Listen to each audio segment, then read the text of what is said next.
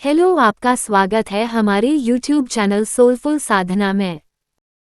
माघ मास में आने वाली पूर्णिमा यानी माघी पूर्णिमा एक ऐसी तिथि है जिस दिन देवी देवता भी पृथ्वी पर गंगा स्नान के लिए आते हैं। राधे राधे एवरीवन। आज की इस वीडियो में मैं आप सभी को माघ मास में आने वाली पूर्णिमा की पूजा विधि दिखाने वाली हूँ। वैसे तो माघ के महीने का हर दिन बहुत ही विशेष होता है, परंतु माघ मास की जो पूर्णिमा की तिथि है वो बहुत ज्यादा विशेष और पुण्य फलदायी है। ऐसा माना जाता है कि माघी पूर्णिमा के दिन ब्रह्म मुहूर्त में गंगा स्नान या किसी भी पवित्र नदी में स्नान करने से रोगों का नाश होता है। तो अगर आप किसी पवित्र नदी में स्नान के लिए ना जा पाए तो घर में ही स्नान के जल में गंगा जल की 2-4 बूंदे मिलाकर स्नान करें। इसके बाद साफ सुथरे धुले हुए वस्त्र धारण करें। इसके बाद चौकी लगाकर हम पूजन करेंगे। तो पूर्व या उत्तर दिशा की ओर मुंह रखते हुए एक साफ सुथरी जगह चुनकर चौक पूर लें।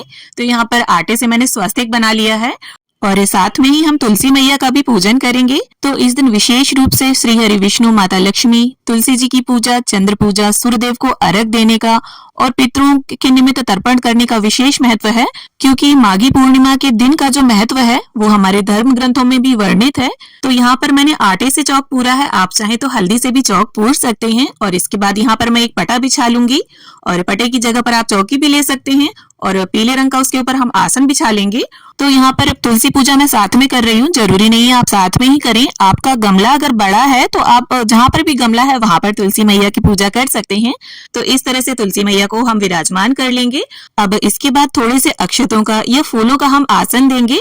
और देखिए, चूंकि माता लक्ष्मी की भी पूजा का विशेष विधान है माघी पूर्णिमा पर, तो यहाँ पर मैंने श्री हरि की और माता लक्ष्मी की साथ में फोटो ली है। अगर आपके पास अलग अलग है या सिर्फ श्री हरि की भी फोटो है तो आप उनका भी पूजन कर सकते हैं। वैसे तुलसी मैया में भी माता लक्ष्मी का वास माना जाता है। अब इसके बाद थोड़े से अक्षतों का आसन देकर प्रथम पूज्य गणपति जी को भी हम विराजमान करेंगे। तो जो भी मंदिर के गणपति जी हों आपके, आप उन्हें विराजमान कर लें। अब यहाँ पर थोड़े से अक्षतों का मैं आसन दूंगी। यहाँ देखिए, हम कलश स्थापना करेंगे क्योंकि माघी पूर्णिमा पर सभी देवी देवताओं का विशेष रूप से पूजन किया जाता है और कलश स्थापना के माध्यम से ही हम सभी देवी देवताओं का आवाहन करेंगे। तो यहाँ पर मैंने पीतल का एक कलश ले लिया है, उसके कंठ पर मूली धागा बांध लिया है। आप चाहें तो तांबे का कलश भी ले सकते हैं। और कलश के ऊपर सबसे पहले हम सनातन धर्म का जो सबसे शुभ चिन्ह है यानी स्वास्तिक, उसे बनाएंगे। तो यहाँ पर रोली से मैंने स्वास्तिक बना लिया है, आप चाहें तो चंदन से भी बना सकते हैं। अब इसके साथ ही कलश के अंदर सबसे पहले जाएगा गंगा जल। इसके बाद कलश को हम कंठ तक शुद्ध जल से भरेंगे। अब इसके बाद हम कलश में सुपारी, 1 रुपए का सिक्का और हल्दी की गांठ डालेंगे। तो यहाँ पर मैं हल्दी की गांठ डाल रही हूँ। आपके पास अगर ना हो तो आप हल्दी पाउडर भी इसके अंदर डाल सकते हैं। अब यहाँ पर थोड़े से अक्षत डालेंगे हम। और देखिए, आप चाहें तो यहाँ पर काले तिल या सफेद तिल भी डाल सकते हैं। इसके बाद लेने हैं हमें 5 आम के पत्ते। पत्तों को हमें चंदन या रोली से टीक लेना है और कलश के अंदर हम शुभ संख्या में ही पत्ते लगाएंगे, जैसे 5 या 7। इसके बाद हमें लेना है एक पूर्ण पात्र। तो देखिए, अनाज से भरे हुए पात्र को पूर्ण पात्र कहते हैं और पूर्ण पात्र जो है वो माता लक्ष्मी का स्वरूप माना जाता है। तो यहाँ पर मैंने चावलों का प्रयोग किया है। अब पत्तों को व्यवस्थित करके कलश को स्थापित कर देंगे हम। अब यहाँ पर देखिए, मैं दीप कलश स्थापित करूंगी, जिसके लिए एक शुद्ध देसी घी का दीपक लिया है मैंने और इसको कलश के ऊपर रखकर प्रज्वलित कर लेंगे। आप चाहें तो श्रीफल रखकर यहाँ श्री कलश भी स्थापित कर सकते हैं। अब देखिए, अगर आप पूर्णिमा का व्रत रहते हैं तब तो आप सत्यनारायण की व्रत कथा पढ़ते या सुनते जरूर होंगे। और ये देखिए, माघ मास की पूर्णिमा पर अगर आप पूरे दिन व्रत ना भी रख पाए तो देखिए, जब तक आप पूजा ना करें तब तक आप कुछ ना खाएं पिए। पूजा करने के बाद, कथा पढ़ने या सुनने के बाद आप भोजन ग्रहण कर सकते हैं, शुद्ध और सात्विक। तो इसके बाद अब हम गंगा जल और फूल की सहायता से स्नान के भाव से सभी को छींटा देंगे। तुलसी मैया को थोड़ा सा जल अर्पित करेंगे और चूंकि ठंड का समय है इसलिए थोड़ा ही जल अर्पित करेंगे। और वस्त्र के भाव से यहाँ गणपति जी को मैंने कलावा अर्पित कर दिया है। अब इसके बाद गणपति जी का चंदन रोली से तिलक करेंगे और टीके पर जिस तरह से चावल लगाते हैं ना, वैसे ही हम चावल लगाएंगे टीके पर। और इसके बाद गणपति जी को यहाँ थोड़ी सी धूप घास और पुष्प अर्पित करेंगे। और गणपति जी को अलग से मैं गुड़ नारियल का और केले का भोग रखूंगी, क्योंकि गणपति जी के भोग में तुलसी दल नहीं डलेगा। अब इसके बाद श्री हरि विष्णु को, माता लक्ष्मी को, शेषनाग जी को और इसके बाद दीप कलश को, सभी को हम तिलक करेंगे चंदन रोली से। और साथ में जो कथा पुस्तिका हमने रखी है उसका भी पूजन करेंगे। और इसके बाद सभी को हम अक्षत अर्पित करेंगे। तो देखिए, माघी पूर्णिमा के दिन काले तिलों का दान करना और ऊनी वस्त्रों का दान करना बहुत ही ज्यादा पुण्य फलदायी माना जाता है। अब जो भी पुष्प हो आपके पास, आप उस सभी को समर्पित करें, श्री हरि विष्णु को, माता लक्ष्मी को, कलश देव को, कथा पुस्तिका को।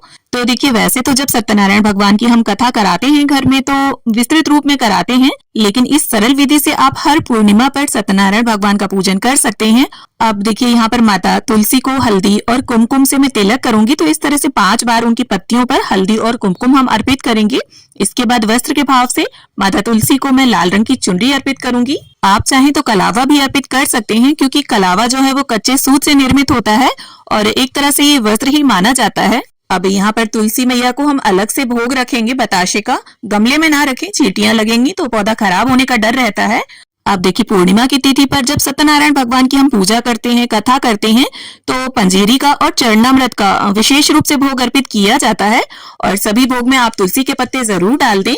अब इसके साथ ही देखिए, हमें 1 लोटा जल भरकर यहाँ रखना है और हाथ में थोड़े से पुष्प या अक्षत लेकर हम सत्यनारायण भगवान के व्रत की कथा को पढ़ेंगे या सुनेंगे। और कोशिश करें घर के सभी जन मिलकर कथा का श्रवण करें, क्योंकि ऐसा कथा में भी वर्णित है कि सभी बंधु बांधव मिलकर कथा का श्रवण करें तो बहुत अधिक पुण्य फलदायी रहता है। और देखिए, सत्यनारायण भगवान की जो कथा होती है उसमें जब ब्राह्मण सुनाते हैं कथा तो 7 अध्याय होते हैं और मेरी जो कथा पुस्तिका है इसमें 5 अध्याय दिए हुए हैं। काफी छोटे छोटे अध्याय हैं, बहुत ही कम समय में पूरे हो जाते हैं। अब कथा पूर्ण होने के बाद हाथ के जो अक्षत हैं वो इस जल के लोटे में हम डालेंगे और इस जल के लोटे को सूर्यदेव को अर्घ देंगे। और देखिए, जितने जन भी कथा सुनेंगे सभी को हाथ में कुछ न कुछ अवश्य लेना है, चाहे पुष्प ही थोड़े से ले लें। अब इसके साथ ही सभी जन मिलकर बड़े ही प्रेम पूर्वक सत्यनारायण भगवान की आरती उतारेंगे। और आरती अगर आपको ना आती हो तो कथा की किताब में पीछे आरती लिखी है, आप वहां से पढ़कर भी आरती गा सकते हैं। और देखिए, आरती करने के बाद पूजा में रही कमियों को संपूर्ण करने के लिए अपने यथाशक्ति कुछ दक्षिणा जरूर से अर्पित कर दें और इसे ब्राह्मण को दान कर दें फिर बाद में। अब इसके बाद सीधे हाथ में शुद्ध जल लेकर चौकी के आसपास फिराकर पूजा का आचमन और शुद्धिकरण करें। अब इसके बाद श्री हरि के चरण छूकर हाथ जोड़ेंगे और पूजा में रही कमियों के लिए क्षमा मांगेंगे और अपनी मनोकामनाओं को पूर्ण करने के लिए सभी से प्रार्थना करेंगे। तो इस तरह से बहुत ही सरल विधि से माघ मास में आने वाली पूर्णिमा पर हम श्री हरि विष्णु का, माता लक्ष्मी का और तुलसी जी का पूजन कर सकते हैं। तो उम्मीद करती हूँ वीडियो आप सभी को अच्छी लगे, वीडियो में दी गई जानकारी आप सभी को पसंद आए। वीडियो अगर थोड़ी भी अच्छी लगी हो, थोड़ी भी आप सभी को पसंद आई हो तो वीडियो को लाइक करें, शेयर करें और मेरे साथ जुड़े रहने के लिए, इसी तरह की वीडियोस देखने के लिए चैनल को सब्सक्राइब जरूर कर लें। अगर वीडियो अच्छा लगा तो सब्सक्राइब करें हमारे YouTube चैनल सोलफुल साधना को।